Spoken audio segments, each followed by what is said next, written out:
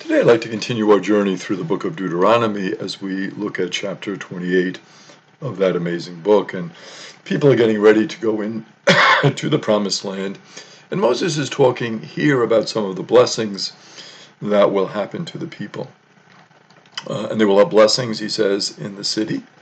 They will also have blessings in the country. So if you live in the city, no problem, blessings. If you live in the country, no problem, blessings for you as well.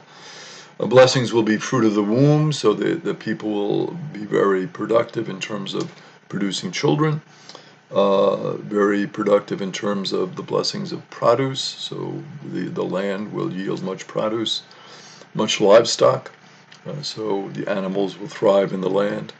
Much grain will come, much kneading. They will be blessed in their coming into the land, in their going out. So many, many blessings will come to them as a result of their entering into the promised land and as a result of their faithfulness, and very importantly, to the covenant. They will also have protection against enemies, which of course is very important because in the land that they're going to enter into the promised land, we're going to see all is not easy. There are enemies, there are battles, there are fights. And of course, you're talking about a tribal society where one group is fighting for land against another group. And everyone wants the land that's going to be most fruitful. They want access to water, all of those basics of human life. So there's going to be a lot of fighting. But God says because of their faithfulness to the covenant, they will be protected from their enemies. And God says that all the nations of the world will stand in awe of you. So the surrounding nations will look upon the Jewish people and the promised land and Israel, and they will say, wow, isn't this impressive? Isn't this amazing? What has happened in this special land? And you will also bear the name of the Lord when you're in this promised land. And what does that mean? You will bear the name of the Lord. Very special title, bearing the name of the Lord. It means that you will have a relationship with God where God will be one with you, God will be over you, God will help you, God will assist you. So this idea of bearing the name of the Lord, very special designation for the people. And then Moses tells them that the Lord will make them fruitful in their new land. So not to worry, they will be very fruitful. They will have many children, and there will be much produce. And the Lord will also send rains upon the land. And of course, vital, these rains for producing crops, for helping the people, for enriching the soil. Without rains, of course, you don't have this abundance that is promised to the people. But how do you get those blessings? Very important. You get the blessings from God by following God's commandments.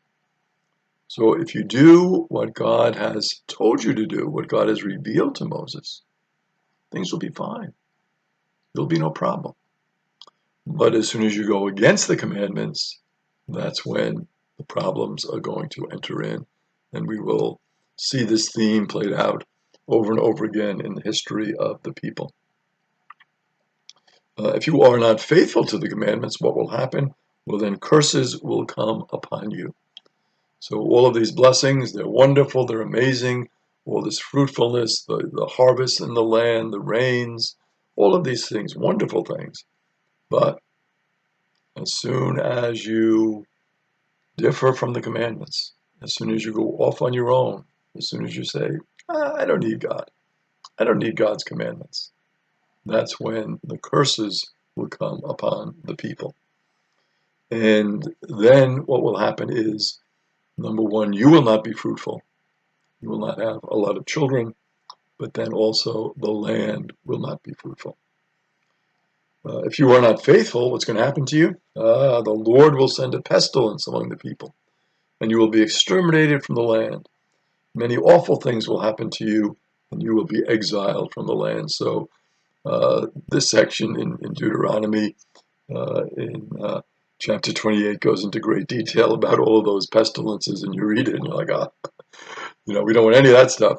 So what's going to happen to you really is sort of a self-destruction, when the people go away from the commandments. And eventually, of course, the worst of the punishment, they will wind up in exile. And again, we will see this played out in the history. And that's why many commentators who look at this section will say, well, it probably was written in a post-exilic time frame where the people had experienced many of these negative things from not really being faithful to God and God's ways and the commandments. Things will go so badly for you, and this is how badly they will go when you read this and you're like, ooh, that you will even eat the flesh of your own children. That's how bad it will be. Imagine that, with the sense of famine and the land not being productive.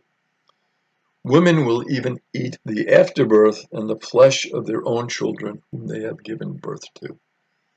And you read that and you say, oh my goodness, how horrible, how terrible.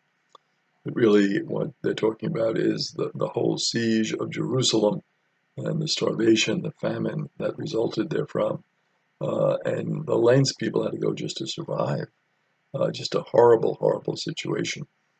So you can see that reflected here in the curses that will come upon the people because they have not been faithful to God and faithful to the commandments. And finally, the chapter ends on another sad note. It says, things will be so bad for you that you will even go back to slavery in Egypt. So here you've been liberated by God from this terrible situation in Egypt where you were enslaved, but what's going to happen to you? Now, you're going to return to slavery in Egypt. Some of you will be taken back into the exile, captured, and put back into slavery. So what is emphasized over and over again is faithfulness to the commandments, faithfulness to the covenant. God will be faithful to you, but if you aren't faithful to God, bad things can happen.